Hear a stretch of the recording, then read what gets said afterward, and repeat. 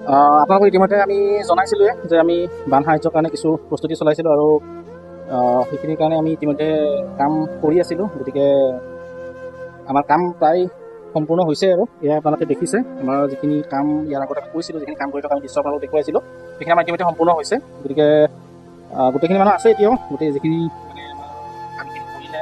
গতিকে আমাৰ দিলীপ আছে, এজন দিলীপে কিবা ক'ব নেকি?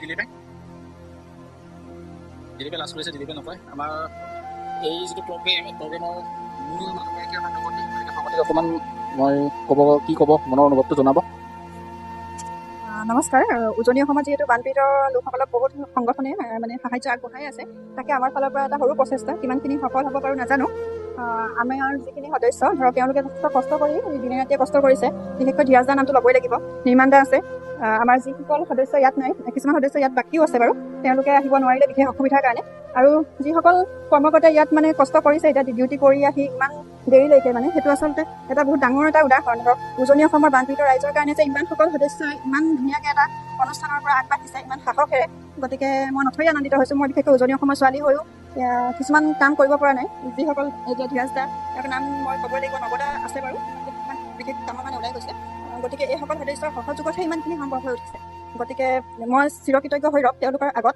আৰু মই বহুত আশাবাদী তেওঁলোকে যাতে গৈ পেলাই যিসকল নাজিৰা বা ডিব্ৰুগড় অঞ্চলৰ যি বানপীড়িত ৰাইজৰ আছে, মানে দুখ দুৰ্গতি, তেওঁলোকে যাতে অকণমান হ'লেও আমাৰ ফালৰ পৰা যিখিনি সহায় সহযোগিতা আগবঢ়াইছোঁ, তেওঁলোকে যাতে সুকলমে সেই বস্তুখিনি তেওঁলোকক গৈ দিবগৈ পাৰে, তাৰ কাৰণে মই যথেষ্ট আশাবাদী। আৰু এই চেগতে সকলোলৈকে মই আশাক ধন্যবাদ জ্ঞাপন কৰিছোঁ।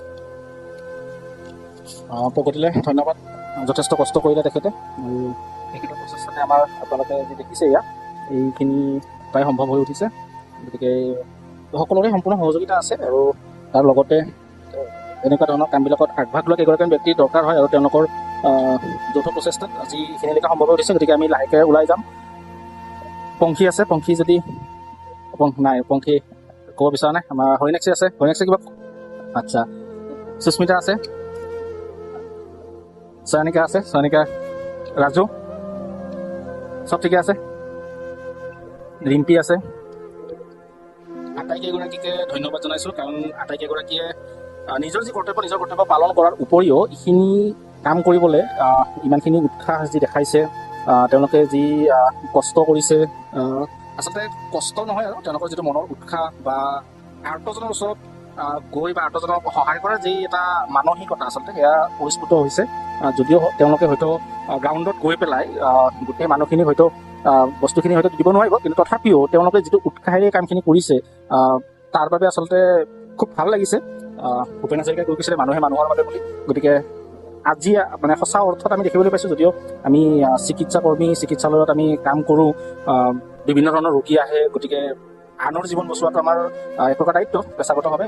তাৰ উপৰিও এনেকুৱা ধৰণৰ যি পৰিৱেশ বা পৰিস্থিতি, এনেকুৱা পৰিস্থিতিত আৰ্তজনৰ ওচৰত গৈ কিবা এটা সহায় কৰিব পাৰিলে নিজে এটা আত্মসন্তুষ্টি লাভ কৰিব পাৰি। গতিকে নিশ্চিতভাৱে আশা ৰাখিম যে আমাৰ এই প্ৰচেষ্টাই কিঞ্চিত পৰিমাণে হ'লেও যিখিনি বন্যাত বা বানত পীড়িত লোক আছে, তেওঁলোকে কিঞ্চিত পৰিমাণে সহায় লাভ কৰিব বা তেওঁলোকে উপকৃত হ'ব। গতিকে পৰৱৰ্তী সময়ত আকৌ আপোনালোকক লগ পাম।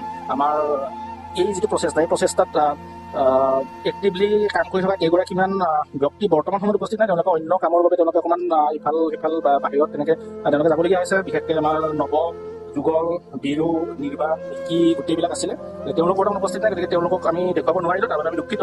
কিন্তু তেওঁলোকৰ যি প্ৰচেষ্টা, সেয়া আচলতে শলাগ ল'বলগীয়া। লগতে আমাৰ স্নিগ্ধা আছে, তেওঁ বৰ্তমান ইয়াত উপস্থিত নাই, তেওঁ কৰ্তব্যৰ খাতিৰত তেওঁ বৰ্তমান চিকিৎসালয়ত উপস্থিত আছে। গতিকে সকলোকে ধন্যবাদ জনাইছোঁ। আশা ৰাখিম আমাৰ এই প্ৰচেষ্টা কিঞ্চিত পৰিমাণে হ'লেও সেই লোকসকলক সহায় কৰিব। ধন্যবাদ।